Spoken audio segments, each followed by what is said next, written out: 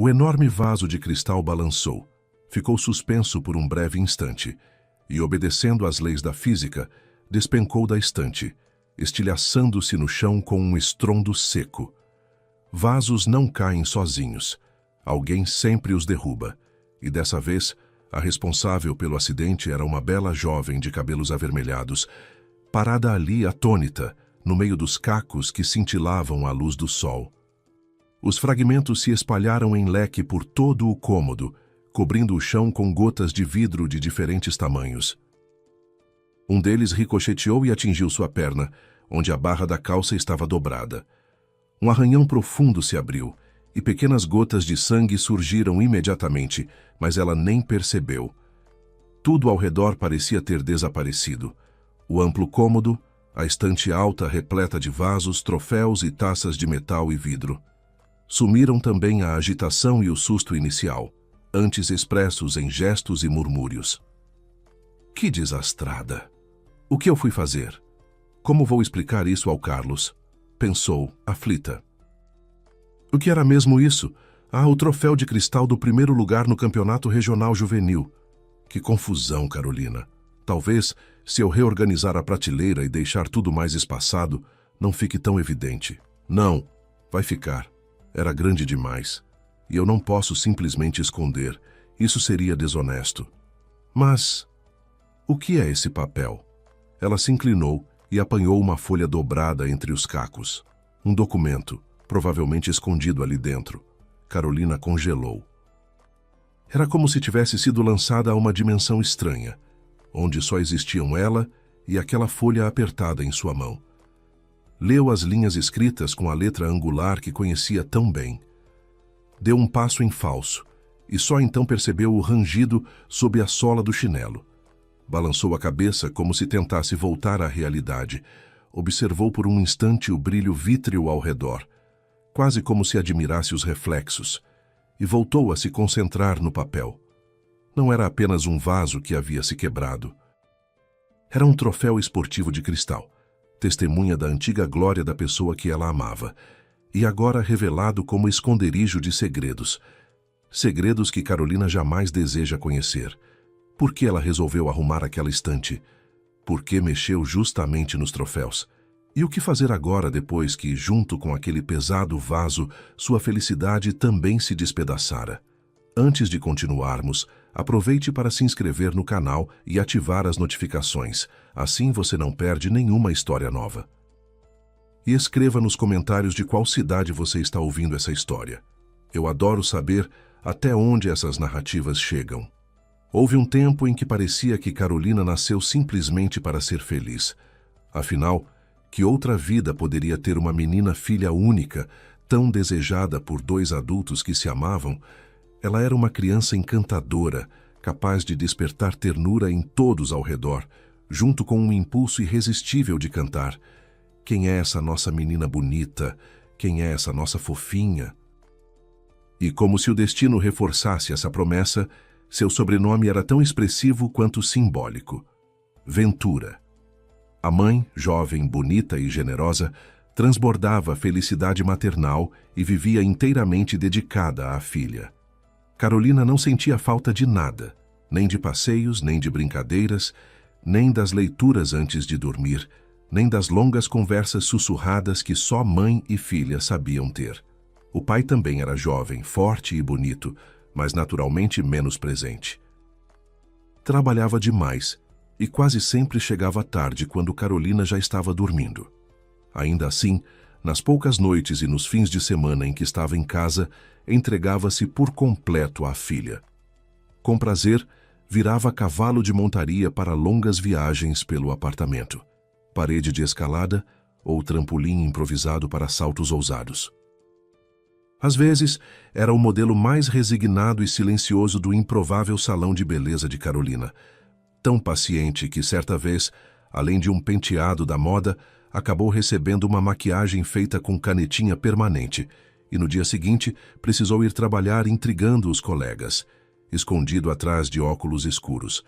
Mas a brincadeira preferida de Carolina era quando o pai se transformava ao mesmo tempo em dragão e cavaleiro, alternando-se entre capturar e salvar a bela princesa.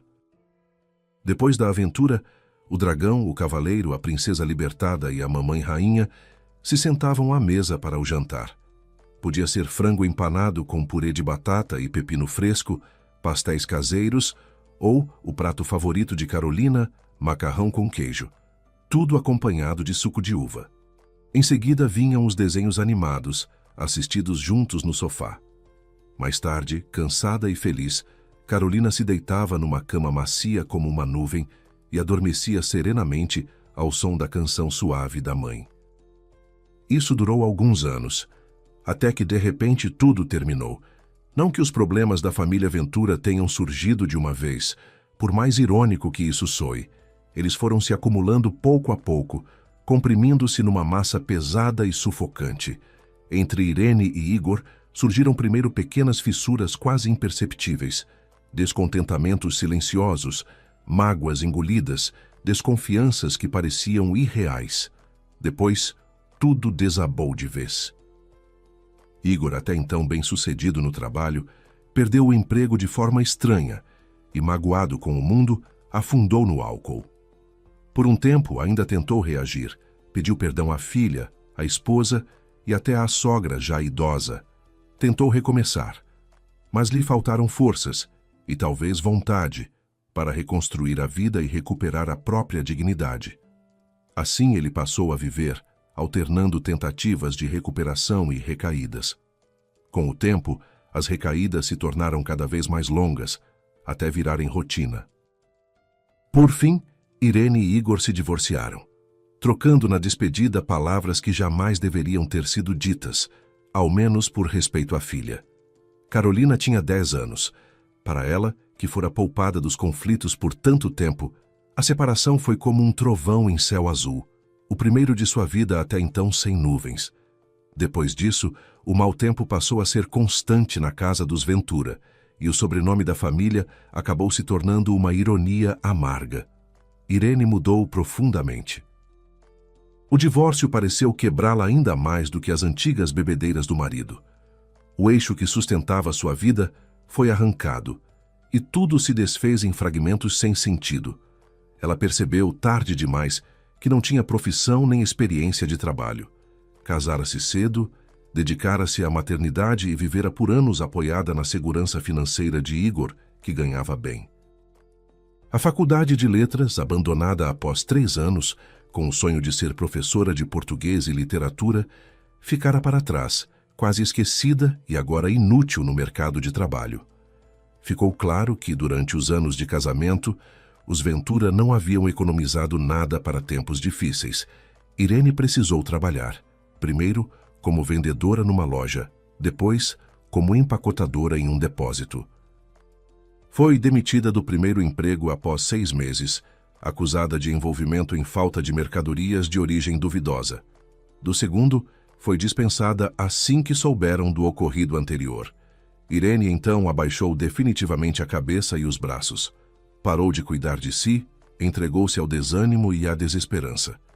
No fim, conseguiu trabalho como faxineira em uma escola, para o alívio silencioso de Carolina, não a mesma onde a filha estudava.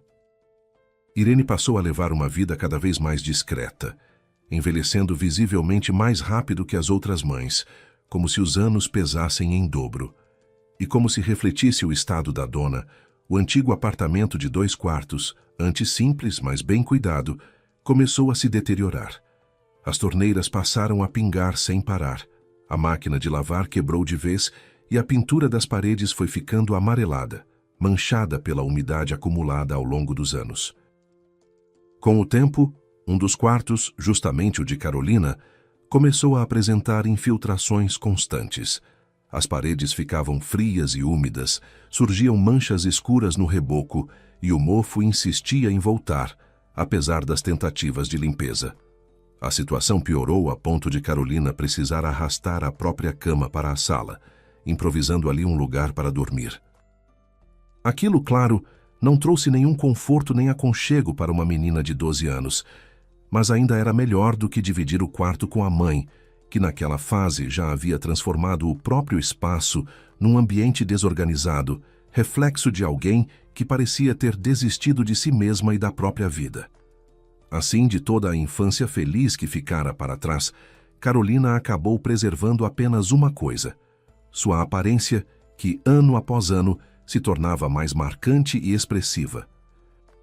No início, ela mesma não percebia isso, mas à medida que crescia, começou a interpretar corretamente os olhares surpresos e calorosos dos adultos e os comentários das amigas, que já vinham carregados de uma leve inveja.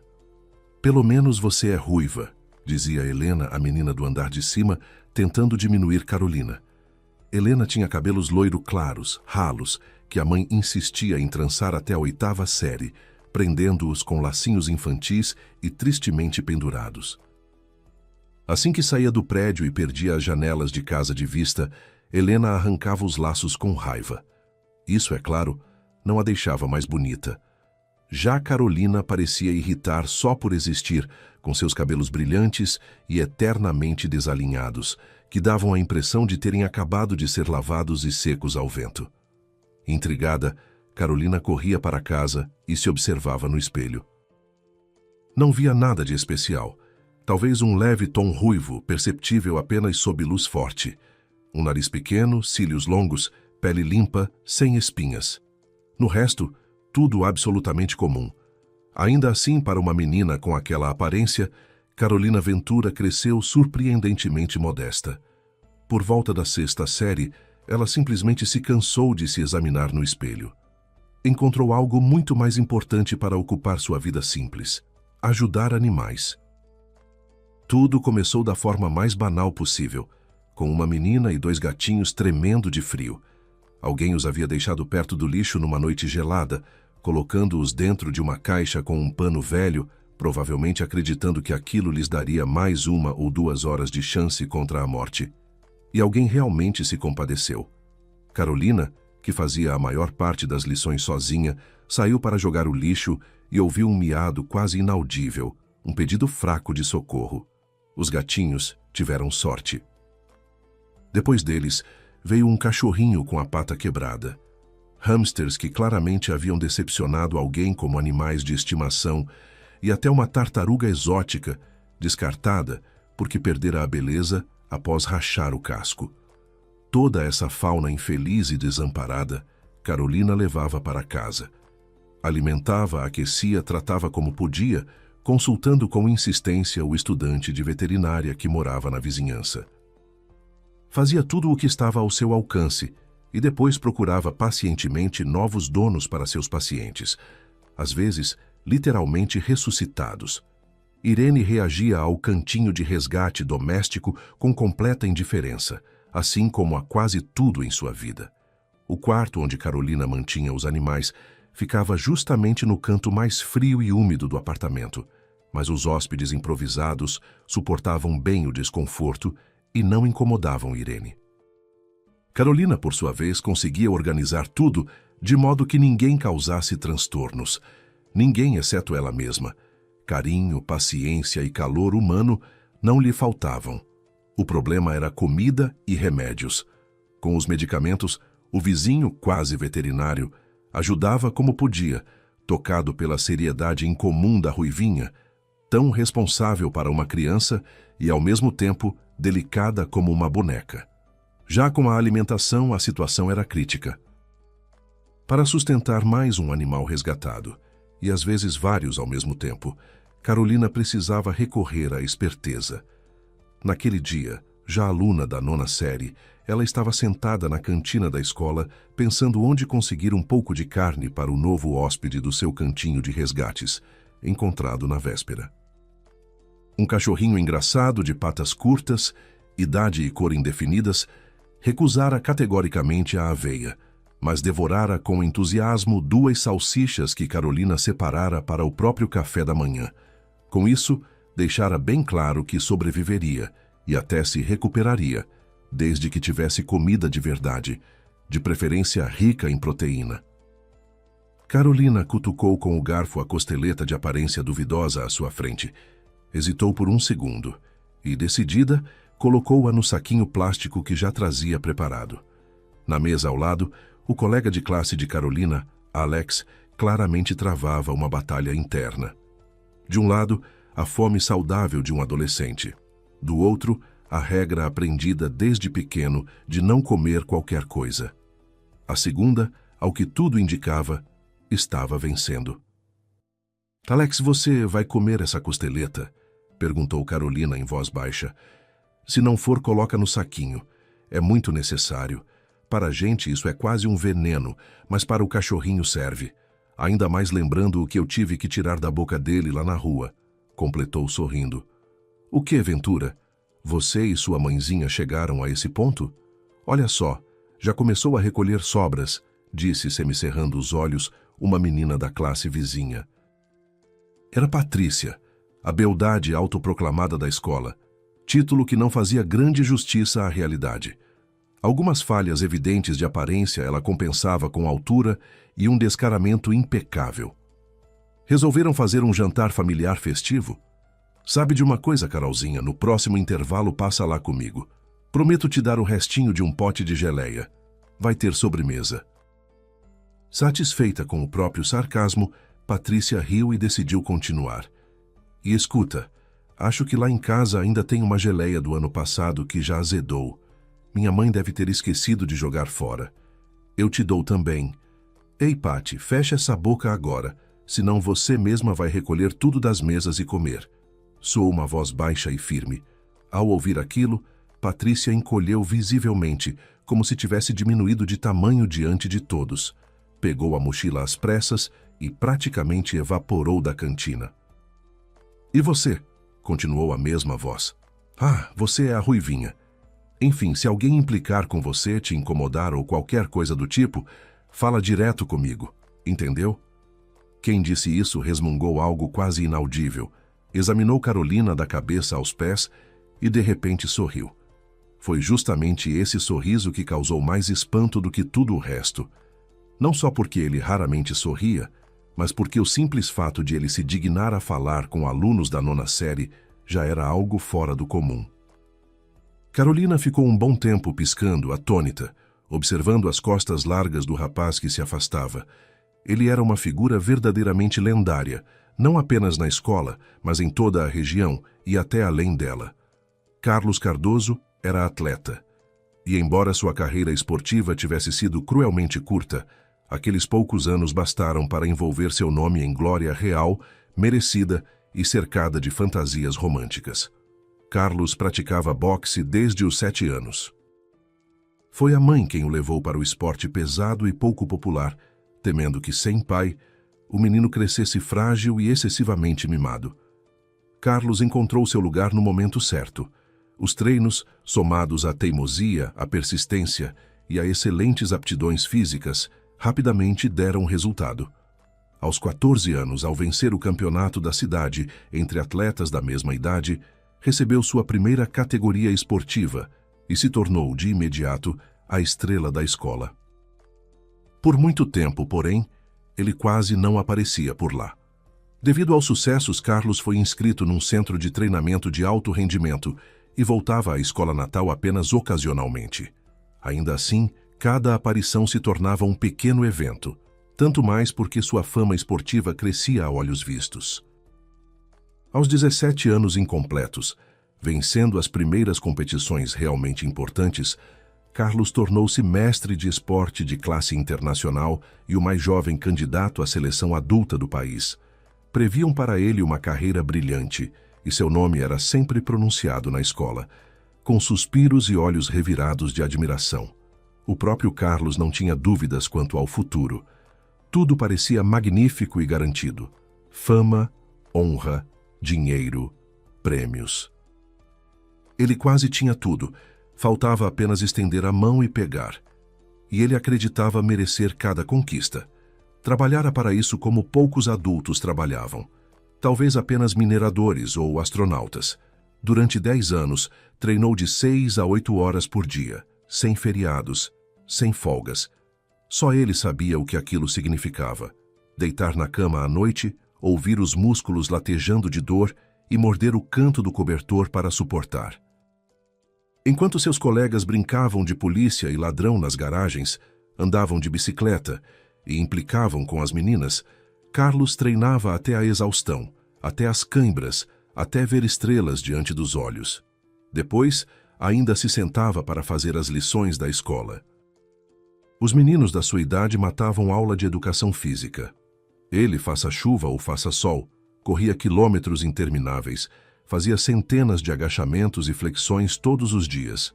E no fim, mal conseguia se arrastar até a cama, passando antes por um banho gelado, com um corpo que já quase não sentia. Enquanto seus antigos colegas de classe se deliciavam com sorvetes e aquele fast food irresistível, sempre acompanhado de refrigerante, Carlos vivia uma realidade bem diferente. Desde os 8 anos, por ter facilidade quase ofensiva para ganhar peso, seguia uma dieta esportiva rigorosa, tão eficiente quanto intragável. Hambúrguer, pizza e batata frita eram para ele quase uma lenda, palavras que soavam como música proibida. E depois de tudo isso, ele não merecia uma recompensa? Merecia, claro, e estava convencido de que ela viria. Faltava apenas um último passo, vencer mais uma luta importante e garantir seu lugar na seleção para disputar o campeonato mundial. Entre os combates decisivos, havia também aqueles de passagem, que ele chamava meio em tom de brincadeira de lutas fáceis. Propostas para participar desses eventos não faltavam. Todos queriam ter no programa a estrela ascendente do esporte nacional e muitos estavam dispostos a pagar caro por essa honra. O treinador de Carlos resmungava, chamando esses organizadores de exibicionistas inconsequentes, mas no fundo confiava plenamente no talento do pupilo. Sorria ao ver como Carlos, muitas vezes sem sequer suar, colocava cada adversário no devido lugar. E esses adversários, diga-se, não eram muitos. Foi em um desses torneios comerciais de exibição, onde, além de atletas conhecidos, apareciam novatos completamente desconhecidos, que tudo começou a sair do controle. "Hoje você não vai lutar", declarou João Pedro de repente com firmeza. "Pelo menos não com esse adversário que colocaram para você." "Como assim?" Carlos se espantou. "O que é isso, João Pedro?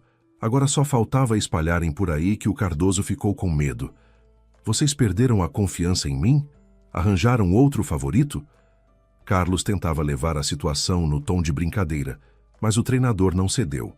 "Em você eu não duvido", disse ele, "mesmo você sendo teimoso como poucos. Mas desse adversário eu desconfio muito. Esse Barreto é estranho. Técnica ruim. Ou melhor, nenhuma técnica. Ele só avança sem pensar, balançando os braços como um moinho. E o principal é enorme, pesado como um armário. Não faço ideia de como passou para a sua categoria de peso. Isso deveria ser problema dos organizadores, embora esses aí sejam um bando de picaretas. De qualquer forma, você não vai lutar com ele." "Ah, que bobagem." Carlos acenou com desdém. "Quanto maior o armário, maior o tombo." "Carlos, eu te peço como seu treinador, desista dessa luta", insistiu João Pedro. "Não vai haver dano nenhum à sua reputação." "Dano nenhum", Carlos retrucou já irritado. "Vão rir de mim. Vão dizer que fiquei com medo de um desconhecido, que sou um campeão de fachada. Pronto, João Pedro, não me deixem nervoso antes da luta." Talvez, em outras circunstâncias, Carlos tivesse ouvido o treinador experiente. Mas naquela noite na arquibancada, estava sentada uma garota encantadora, alegre, livre de qualquer complexo bobo, alguém por quem ele estava disposto até a quebrar o rígido regime esportivo. Além disso, o bom dinheiro prometido pela vitória já parecia praticamente garantido, e isso ajudaria muito em seus planos. Quando entrou no ringue com sua caminhada firme, segura e contida, Carlos deu, sem perceber, um pequeno passo para trás. O adversário realmente era enorme. Barreto parecia ainda maior de perto, a ponto de Carlos quase gritar para os juízes, pedindo uma nova pesagem. Mas conteve-se, apertou os lábios e levantou as mãos em cumprimento. Poucos segundos após o início da luta, um soco brutal atingiu sua cabeça. Tudo se apagou. Atordoado, sem entender o que acontecia, completamente perdido no espaço, Carlos caiu no chão. Por mais que tentasse, não conseguia distinguir o rosto inclinado sobre ele. Mais tarde, uma comissão séria investigou o caso e confirmou uma violação grave do regulamento. Um atleta que não passara pela pesagem oficial fora admitido na competição e aplicara um golpe proibido contra o campeão. Mas para Carlos aquilo já não tinha importância alguma. Um exame médico rigoroso foi definitivo. Sua carreira no esporte profissional havia chegado ao fim. A hemorragia interna e o dano parcial ao nervo óptico fizeram do boxe para sempre parte do passado de Carlos. E junto com o esporte ficaram enterrados ali também todos os seus sonhos, planos e esperanças. Ele passou por um longo período de tratamento, ouviu atentamente cada recomendação médica e, ao final, voltou para o antigo apartamento onde morava com a mãe e, ao mesmo tempo, de volta para a escola onde tudo havia começado. Revoltado por ter sido reprovado nos exames do último ano, Carlos foi pessoalmente até a direção e exigiu que o aceitassem de volta, ou melhor, que o deixassem repetir o ano. O diretor, ainda confuso e constrangido, afinal fora ele mesmo quem, não muito tempo antes, organizara o mural Nosso Orgulho Esportivo, com a foto de Carlos em destaque, apenas assentiu, compreensivo. No 1º de setembro, Carlos Cardoso entrou novamente na sala de aula. Sentou-se na carteira e lançou um olhar rápido aos colegas, que imediatamente se calaram. Então, alguém quer fazer piada com o repetente retardatário? Perguntou em tom baixo. Naturalmente não apareceu nenhum voluntário. Escuta, Carlão, para que você precisa estudar? Cochichavam alguns, genuinamente intrigados, e o espanto fazia sentido. Sua reputação, sua fama e, sobretudo, sua aparência impressionavam.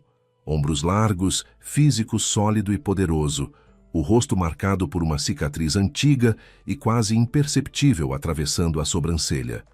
O olhar semicerrado, adulto e avaliador, completava o conjunto. Para os colegas da mesma idade, e até para rapazes mais velhos, Carlos parecia alguém de outra ordem, uma autoridade incontestável, alguém que já conhecera uma vida inacessível a eles, e por isso mesmo tinha pleno direito a qualquer palavra ou atitude. Você fez certo em decidir terminar os estudos, muito bem, disse de forma curta e firme o tio Pedro, irmão da mãe de Carlos. Ele apareceu inesperadamente no apartamento alguns meses depois de Carlos ter se despedido, definitivamente do esporte, e voltado para casa. Caminhou lentamente ao longo da estante baixa, onde estavam alinhados os troféus conquistados em competições, observou a enorme coleção de medalhas e fez um leve aceno respeitoso. É uma pena, claro, continuou. Mas já que tudo acabou assim, estude, sobrinho. O tempo dos brutamontes burros passou. Hoje, em qualquer negócio, é preciso ter cérebro. E se ao cérebro se juntam punhos fortes e caráter, aí sim se abrem grandes perspectivas. Carlos, sendo sincero, não entendeu completamente o que o tio queria dizer, mas passou a observá-lo com mais atenção. Pedro era baixo, levemente curvado, até magro, especialmente perto do sobrinho corpulento. Ainda assim transmitia uma impressão estranha e incomum, uma sensação de força oculta, de poder contido e de perigo. Vestia-se de forma discreta, sem ostentação, mas claramente com roupas caras e de marca. Carlos entendia o suficiente para saber o quanto custava aquela aparência aparentemente modesta. Pedro chegara num carro excelente, com um motorista calado ao volante, e era óbvio que dinheiro não lhe faltava. Em tudo o que cercava aquele homem, desde os gestos até o silêncio, havia algo cuidadosamente escondido, camuflado, mas extremamente sério. Pouco tempo depois, Carlos começou a descobrir alguns segredos do parente. Pedro era dono de uma agência de cobrança, bastante conhecida em certos círculos. «Quer dizer que vocês cobram dívidas à força?» perguntou Carlos, sem rodeios. «Nós cobramos, confiscamos e reestruturamos», corrigiu o tio com suavidade. «E lidamos com valores bem altos. Trabalhamos dentro da legalidade sempre que possível, mas, às vezes, são necessários métodos mais persuasivos. O importante é que sempre conseguimos resultados». Pedro então colocou a mão no ombro do sobrinho. «Termine a escola, pegue o diploma. Deixe sua mãe tranquila. Depois, seja bem-vindo, por assim dizer, ao negócio da família. Para entender melhor como tudo funciona, você vai começar devagar, com pequenas tarefas. É preciso ajudar sua mãe e a si mesmo. Dinheiro não vai te fazer mal, jovem homem. Pedro não tinha filhos. E o filho da irmã, forte e inteligente, aos 18 anos já profundamente marcado pela vida, despedaçado por dentro, mas não quebrado, conquistou rapidamente seu afeto. Para Pedro, Carlos era material ideal. De um lado, as qualidades de um atleta profissional: disciplina, foco, resistência. De outro, a revolta, a frustração e a raiva de quem fora enganado pelo destino e agora queria, mais uma vez, agarrá-lo pelos chifres. O próprio Carlos quase não tinha dúvidas sobre como agir. Na sua visão, fora a própria estupidez e, acima de tudo, a crueldade humana que lhe haviam tirado tudo: o sonho, o futuro, a glória, o prazer e a vida confortável que parecia garantida. Pois bem, se lhe haviam arrancado tudo, ele recuperaria por outro caminho. E o caminho que o tio Pedro oferecia não lhe parecia nem melhor nem pior do que qualquer outro. Bastava se livrar dos escrúpulos inúteis, da piedade excessiva, da compaixão pelos outros. Afinal, nem o destino nem as pessoas haviam sido misericordiosos com ele. Então, por que ele deveria poupar alguém? Tiraram tudo dele de forma suja e injusta. Logo, ele também tomaria. Mesmo assim, havia algo naquele raciocínio que soava errado, desonesto, injusto. Algo que ainda feria sua consciência. Mas Carlos empurrava esses pensamentos para longe, chamando-os de fraqueza. Arrependimentos só o tornariam mais vulnerável. Pouco a pouco construiu entre si e o mundo uma parede invisível, porém sólida. Já antes fechado e contido, agora Carlos se isolou quase por completo. Ninguém mais o via sorrir. Apenas uma vez, algo estranho aconteceu. Certo dia, ao passar pela cantina da escola, Carlos tropeçou numa briga tola e agressiva entre alunos mais novos. Sem entender muito bem o porquê, e surpreendendo a si mesmo, interveio para defender uma menina magricela e ruiva que, por algum motivo, juntava costeletas de aparência duvidosa dentro de um saquinho plástico. Talvez tenha sido a provocação da inimiga dela, uma loira insolente e desagradável que merecia ser colocada em seu devido lugar. Ou talvez tenha sido a própria menina ruivinha, claramente mal vestida, usando tênis velhos, gastos, com cadarços diferentes. Sim, no fundo foi por causa dela. Apesar da pobreza evidente, a garota se comportava com uma dignidade difícil de explicar. Havia nela orgulho, calma e uma coragem silenciosa. Quando ergueu para ele aqueles enormes olhos castanhos, Carlos percebeu como eram surpreendentemente bons. Assim como todo o rosto que se tornou ainda mais bonito quando foi iluminado por um sorriso tímido e grato. Carlos chegou a balançar levemente a cabeça, tentando se livrar da sensação estranha que aquilo lhe causara. Não conseguiu evitar um sorriso em resposta, mas logo se recompôs, contraindo os lábios no seu habitual meio sorriso irônico. Ainda assim, algum tempo depois voltou a ver a menina e novamente se pegou observando-a com curiosidade. Ela continuava estranha, muito estranha.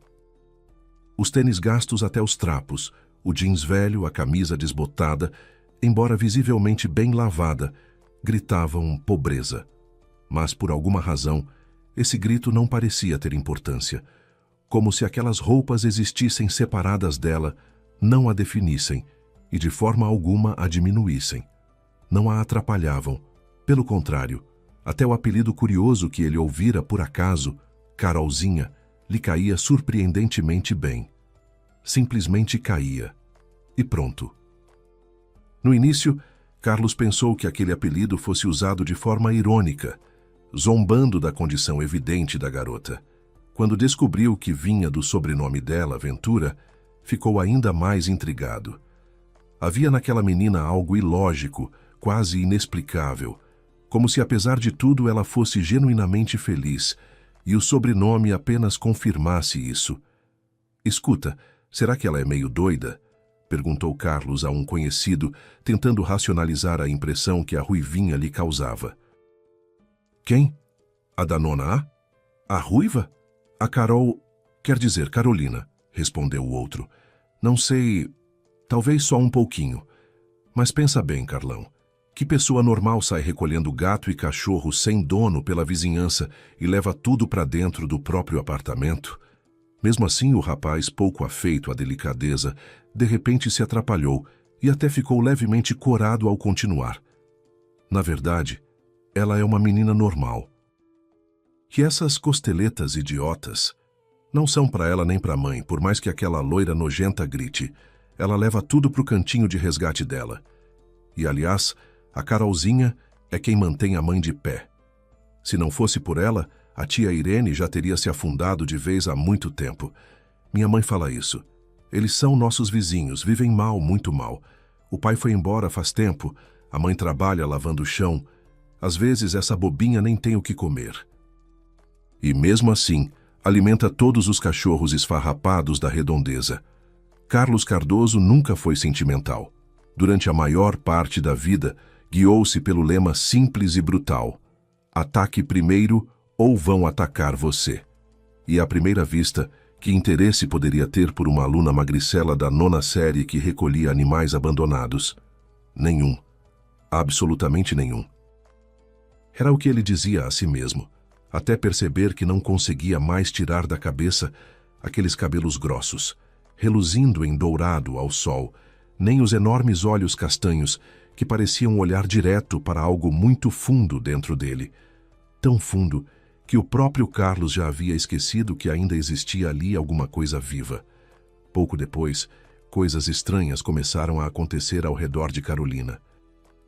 Com frequência, ela encontrava grandes sacos de ração para cães e gatos deixados discretamente embaixo da porta do apartamento. Às vezes surgiam também cartões presente de pet shops, com valores mais do que decentes. Por mais que tentasse, Carolina nunca conseguiu descobrir quem era o benfeitor misterioso, nem flagrá-lo em ação. O tempo passou.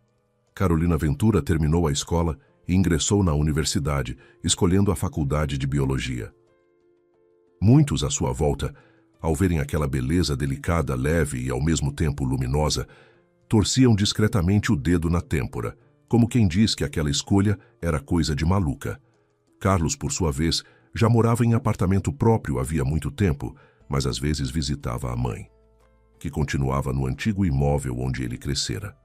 Ao longo desses anos, ele se tornara quase uma cópia jovem do tio Pedro. O homem, confiante nas capacidades do sobrinho, havia-lhe passado quase completamente os negócios. Carlos continuava em excelente forma física. Mesmo sem lutas profissionais, treinava regularmente. Era calmo, lacônico, seguro de si.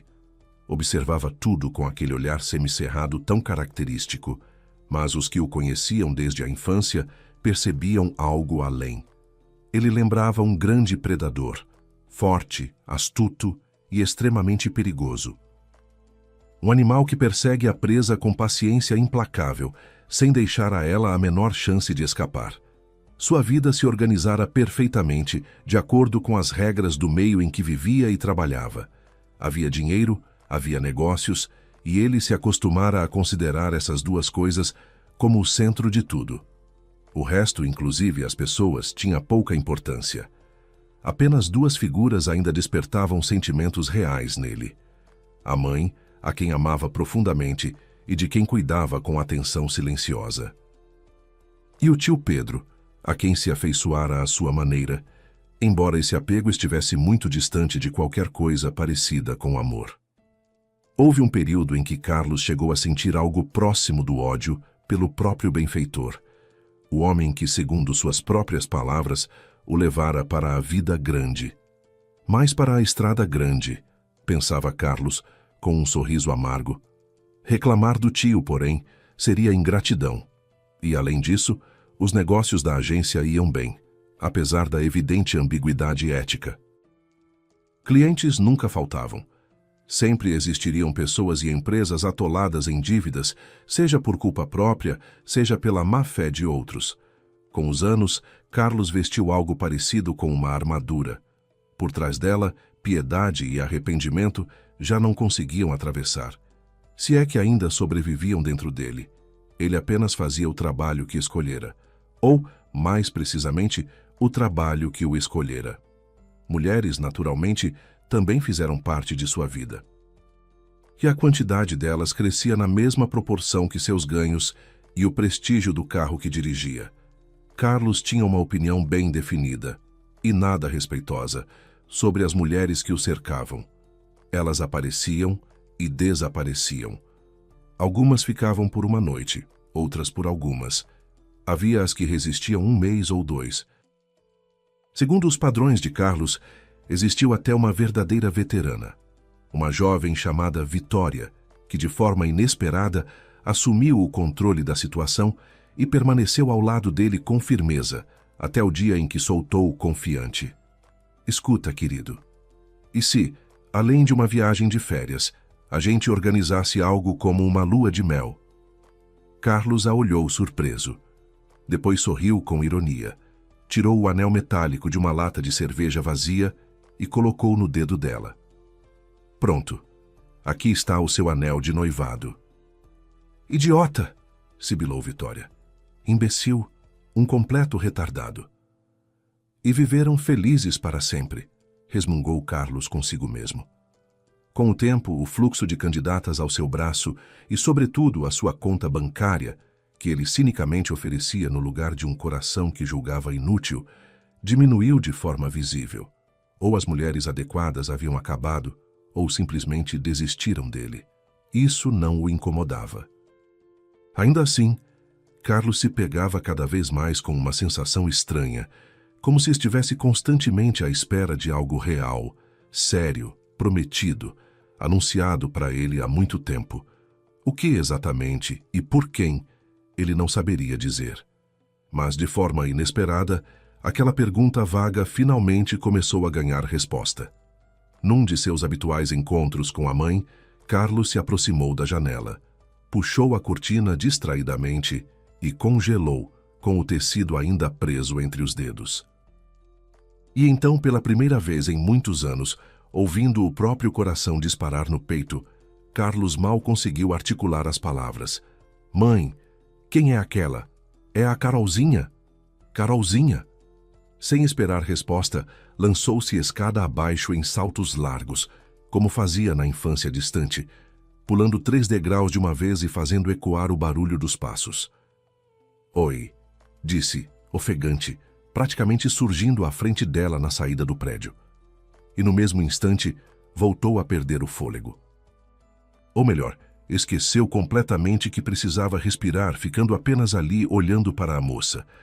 Você... Quer dizer, você... Ah, droga. Escuta, você não se lembra de mim, claro. Eu era mais velho que vocês, e naquela época eu... E você?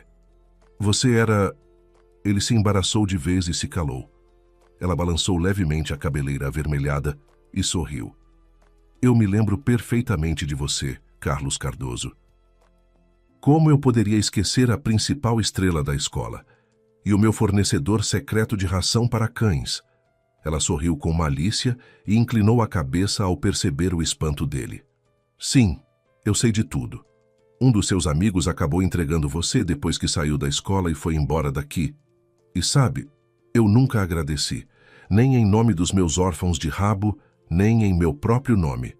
Eu vivi até o fim da escola sob a proteção não declarada do próprio Carlos Cardoso. Ela pronunciou o nome dele com solenidade exagerada e fez uma reverência brincalhona. Carlos sentiu uma pontada doce no peito e desejou inexplicavelmente que ela repetisse aquilo de novo e de novo. Muito legal, conseguiu dizer por fim. Era surpreendente. Ele, acostumado a dar ordens firmes, exigir obediência, nunca ficar sem palavras, agora estava tímido diante daquela garota magra e simplesmente não conseguia organizar sequer algumas frases coerentes. Carolina percebeu isso e tomou a iniciativa, falando com leveza e naturalidade, como há muito ninguém falava com ele. Meia hora depois, já estavam sentados sob uma pérgola, à sombra de um velho álamo, protegendo-se da penugem que voava no ar e relembrando os anos de escola. Apesar da diferença de idade de quase 4 anos, havia muito em comum. Professores que haviam ensinado a ambos, moradores conhecidos das casas vizinhas, os esquilos atrevidos e bem alimentados do jardim da escola que às vezes apareciam nas janelas das salas.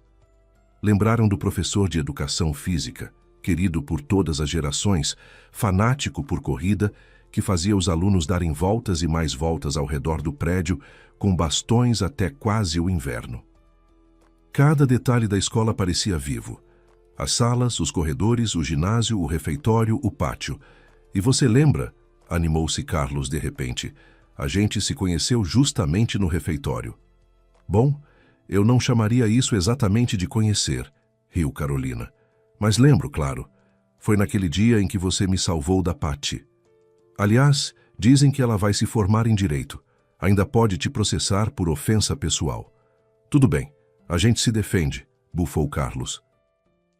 Ele hesitou por um instante e perguntou: E você, o que anda fazendo agora? Estuda?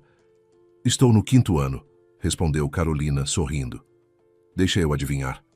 Veterinária, arriscou ele, levando em conta seus hobbies de infância.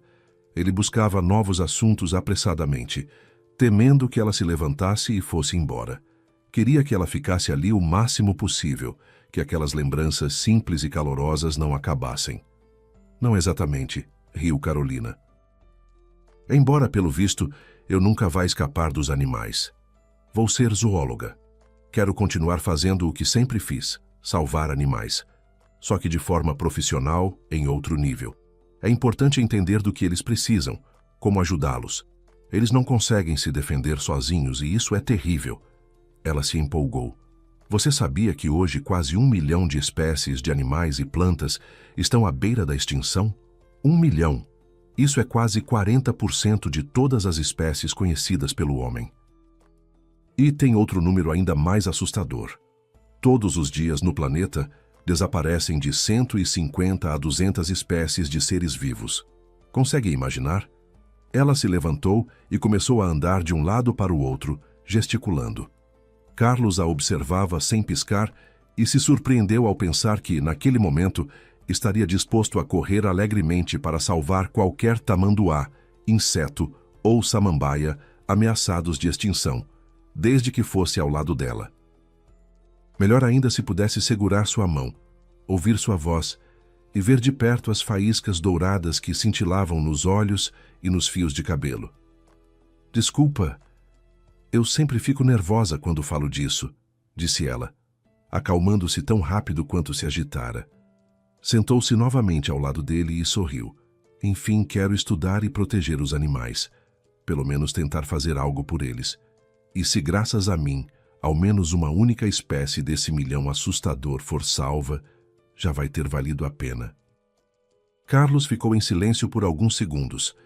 Então, cedendo a um impulso inexplicável e irresistível, segurou a mão dela e disse de uma vez: Faz o seguinte, Carolzinha, casa comigo. E pronto. Vai ficar atrás de mim como atrás de uma parede de pedra.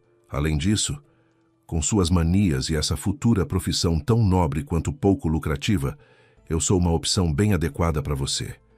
Pelo menos não vai passar fome enquanto luta pelos direitos dos animais. Tá bom, vou pensar, respondeu ela com toda a seriedade, apertando a mão dele antes de cair na gargalhada. Eu estou falando sério, disse Carlos de repente. Sério? Muito sério. Eu te amo. Ela ergueu as sobrancelhas, surpresa.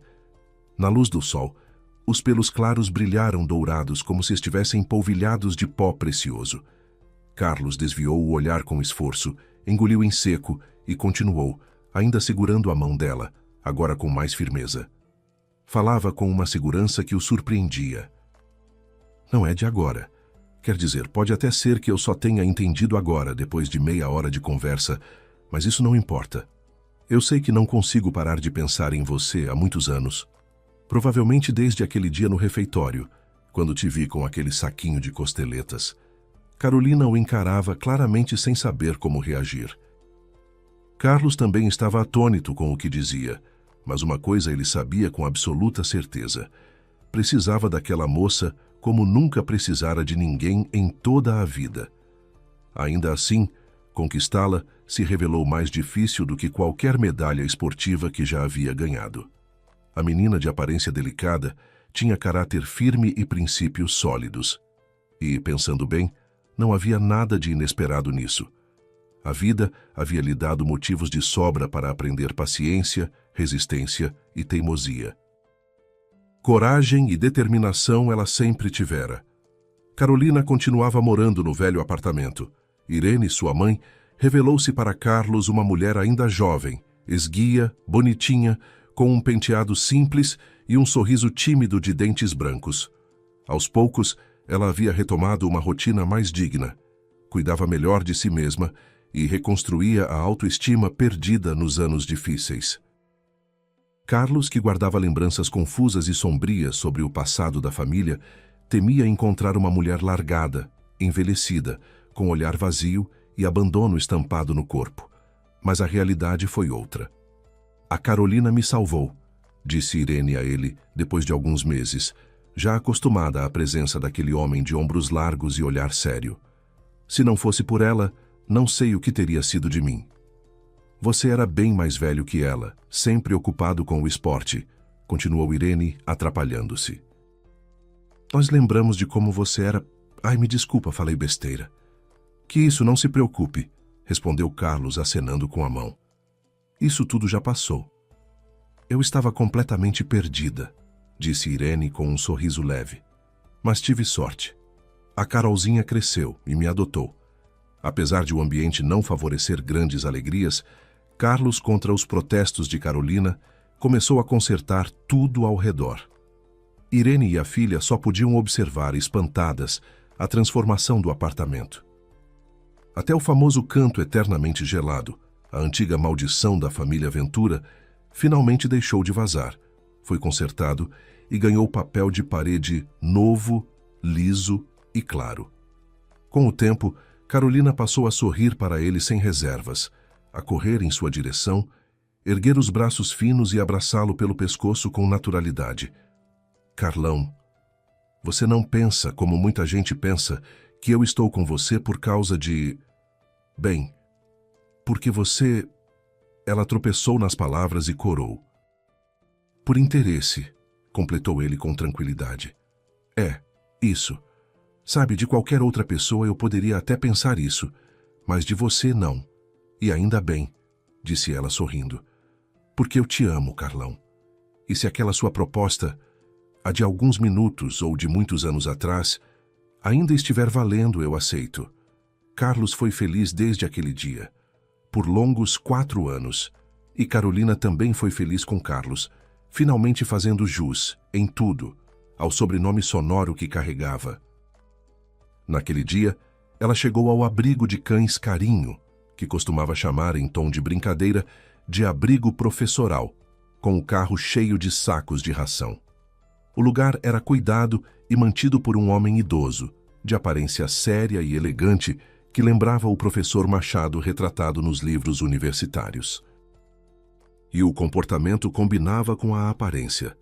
Ele falava como alguém de outro século, e ao encontrar Carolina, sempre lhe apertava a mão com uma leve e refinada reverência, como se ela fosse uma dama de sangue real. Jorge Vasconcelos era infinitamente bondoso, com pessoas, cães, gatos, pássaros, plantas e, em geral, com o mundo inteiro. O dono do abrigo estava, como sempre, no local, inclinado sobre uma grande caixa, revirando algo lá dentro. "Carolzinha, querida, olá", disse ele, endireitando-se com esforço, esfregando as costas. Tentou sorrir com alegria, mas saiu visivelmente forçado. "Faz tempo que você não aparece. Já comecei a pensar, pecado meu, que eu tinha te cansado, esse velho cogumelo venenoso com seu asilo canino." "Que isso, Jorge?" exclamou Carolina. "Simplesmente tudo aconteceu de uma vez. Trabalho, problemas. Mamãe ficou doente." Ela fez uma pausa e perguntou, estranhando: "Mas e você? O que está acontecendo aqui?" Carolina olhou em volta e só então percebeu que aquilo não era a desordem habitual de um lugar onde vivem dezenas de animais. Era devastação, pedaços de papel, caixas de papelão rasgadas, cacos de vidro espalhados. Pelo chão, ração seca espalhada, algo quase absurdo, considerando o quanto Jorge sempre lutava para conseguir dinheiro para comprá-la. E o principal, o silêncio. Um silêncio estranho, pesado, quase morto. Sempre que chegava ao abrigo, Carolina era recebida por um coro ensurdecedor de latidos. No início, tudo se misturava num barulho alegre e caótico. Depois, ela começava a distinguir vozes individuais, reconhecendo cada cão. Mas naquele dia, nada. Um silêncio antinatural. Ela entendeu a razão antes mesmo de formular o pensamento. Os cercados estavam vazios, as portas abertas, algumas arrancadas e jogadas em cantos improváveis. "O que aconteceu?", me perguntou a voz falhando, olhando novamente para o cenário destruído e depois para Jorge. "O que aconteceu?", repetiu ele, esticando os lábios num sorriso amargo. "Bem, como você pode ver, dispersaram meu abrigo. Você lembra talvez que eu te contei uma vez. As dívidas foram se acumulando. Meu negócio, por assim dizer, não é lucrativo. Mas a terra, esse terreno, agradou muito a alguém. Aí apareceram uns rapazes espertos, de jaqueta de couro. Primeiro pediram educadamente que eu liberasse o local. Eu ainda pensei que conversariam, que dariam um prazo, alguma condição. Mas eles não quiseram perder tempo. Ele passou a mão cansada pelo rosto. Carolina então notou um enorme hematoma recente no antebraço dele, escurecendo sob a pele. "Levaram todos os cães", continuou com dificuldade. "Disseram que ficaria como pagamento das dívidas." As últimas palavras saíram entrecortadas por um soluço seco que ele conseguiu conter. "A mim, pelo menos, deixaram", acrescentou com um sorriso triste. "Pelo visto, minha vida já toda remendada não interessa a ninguém." Ele parecia ter envelhecido décadas em poucos dias. "Isso não pode ficar assim", exclamou Carolina chocada. "Precisamos fazer alguma coisa." "E o que exatamente?" Jorge abriu os braços, cansado, fazendo uma careta involuntária de dor. "A culpa é minha. Prolonguei prazos, acumulei dívidas e deu no que deu. A lei está do lado deles. Do nosso lado só havia um bando de cães abandonados. Embora agora nem isso exista mais." Ele enxugou rapidamente os olhos e tentou sorrir. O coração de Carolina se despedaçava de indignação e dor. Como alguém podia ser tão desumano a ponto de, por um pedaço de terra e algumas dezenas de milhares, destruir um abrigo de animais, bater num velho indefeso? E os cães? Forçar-se a concluir aquele pensamento terrível sobre o destino dos antigos pupilos do abrigo era algo que ela simplesmente não conseguia. Alguns dias depois, Carolina subiu numa escada para tirar o pó das prateleiras da estante onde Carlos guardava seus troféus e prêmios esportivos. Ele brincava chamando aquilo de parede do lamento e, às vezes, ameaçava demolir toda a vitrine da antiga glória. Carolina nunca deixava. No fim, Carlos se acostumou a usar os troféus como suporte para todo tipo de quinquilharia: chaves, moedas, bilhetes, cartões de visita. Tudo o que precisava estar à mão. Foi então que aconteceu. Ao derrubar acidentalmente o pesadíssimo vaso de cristal, Carolina se abaixou para recolher os cacos. Entre eles, encontrou uma folha de papel dobrada, escrita com a letra inconfundível de Carlos. Era uma lista de empresas. Ao lado dos nomes, siglas: O, P e outras. E quase no final, um item que fez o chão desaparecer sob seus pés: Abrigo Carinho. Ao lado, um traço grosso, pesado como uma cruz de túmulo.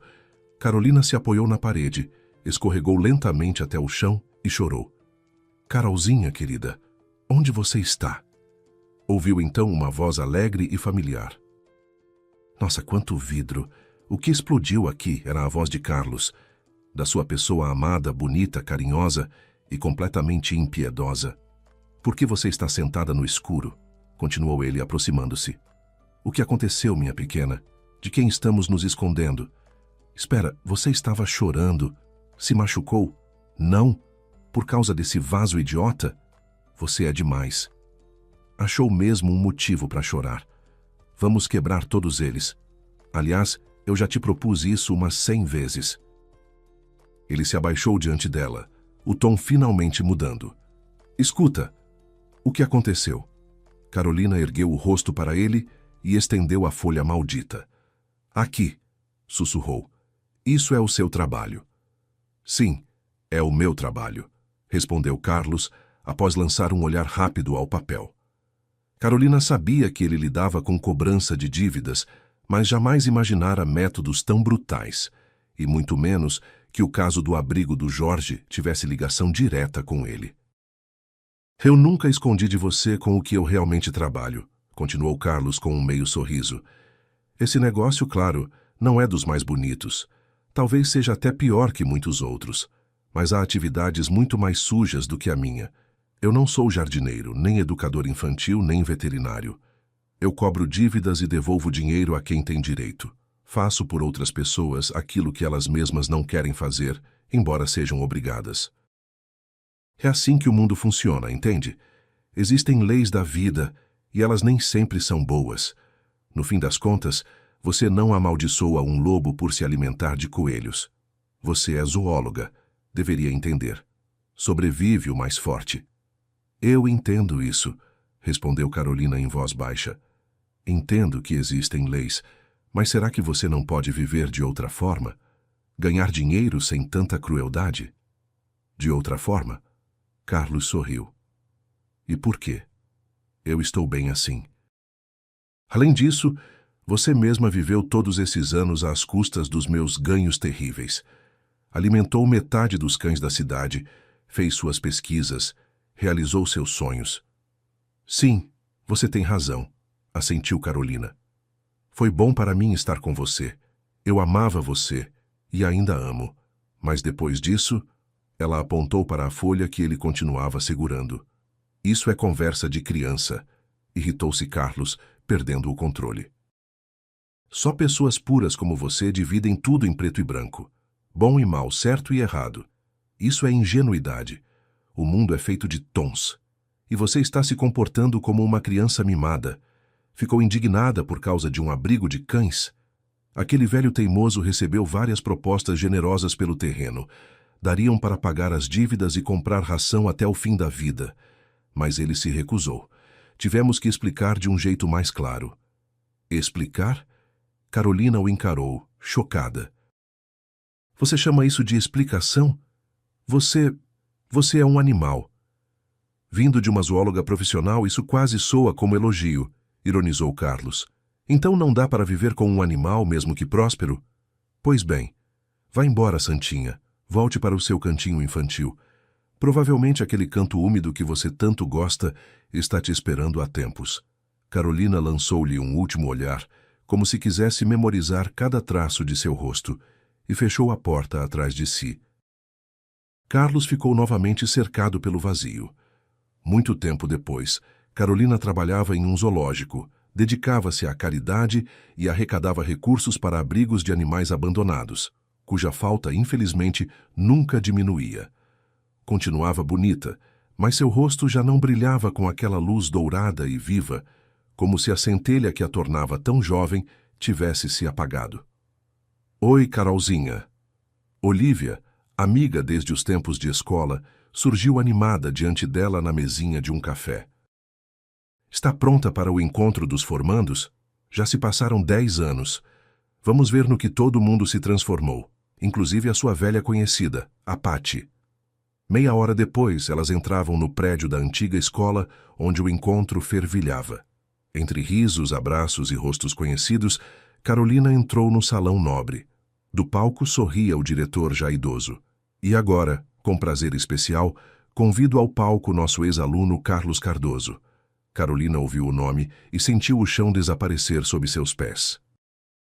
Carlos subiu ao palco com passos firmes, estendeu a mão ao diretor e sorriu. Um sorriso aberto, sincero. Algo completamente novo. Seu rosto estava diferente, e o olhar já não sondava as pessoas com desconfiança. Agradecemos ao Carlos pela enorme ajuda no concerto do nosso ginásio, dizia o diretor visivelmente emocionado. Graças a ele, conseguimos recuperar um espaço que já estava condenado. E não só isso. Hoje, nossos alunos podem treinar gratuitamente na Escola de Boxe Cardoso. Para muitos deles, essa oportunidade mudou completamente o rumo da vida. Aplausos ecoaram pelo salão. Carlos, constrangido, passou a mão pela nuca, tossiu, tentou parecer indiferente, sem sucesso. Não estava acostumado àquele tipo de reconhecimento. Foi então que seus olhos, percorrendo o auditório quase por reflexo, encontraram Carolina. O mundo pareceu desacelerar.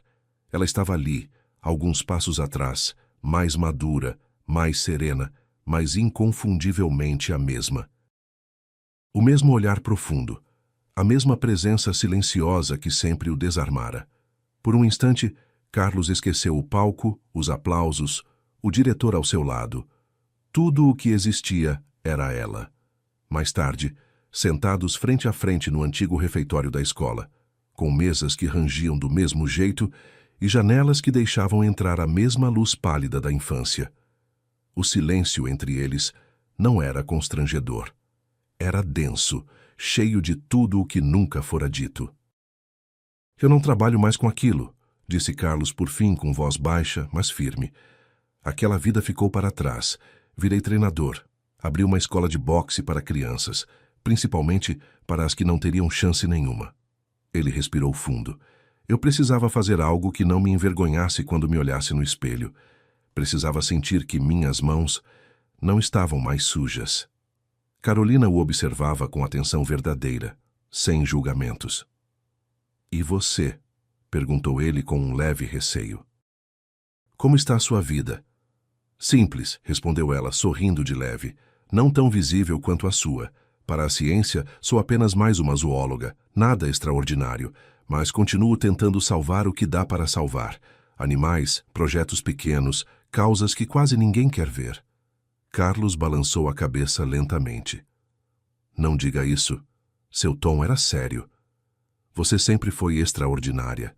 Salvou vidas quando ninguém olhava. Deu dignidade ao que o mundo descartava. Ele hesitou por um segundo, como se decidisse algo dentro de si. Eu te amo, Carolzinha. Ela piscou, surpresa. Não pela palavra, mas pela firmeza com que foi dita. Outra vez? Perguntou com um sorriso contido. Depois de meia hora de conversa? Outra vez, respondeu ele sem desviar o olhar. Não sei se isso vai durar 3 minutos ou o resto da vida, mas sei que não quero mais passar um dia fingindo que não sinto isso. Ele estendeu a mão, quase tímido. Me dá a sua, só para ter certeza de que isso é real. Senão vou achar que você vai puxar debaixo da mesa um saquinho com aquelas costeletas velhas e tudo isso é só mais uma lembrança da escola. Carolina riu, um riso leve, verdadeiro, daqueles que ele não ouvia havia anos. Colocou a mão na dele com naturalidade, como se aquele gesto estivesse apenas esperando o momento certo para acontecer. E, pela primeira vez em muito tempo, ambos tiveram a mesma certeza silenciosa. O passado tinha ficado para trás, e o futuro, enfim, podia começar.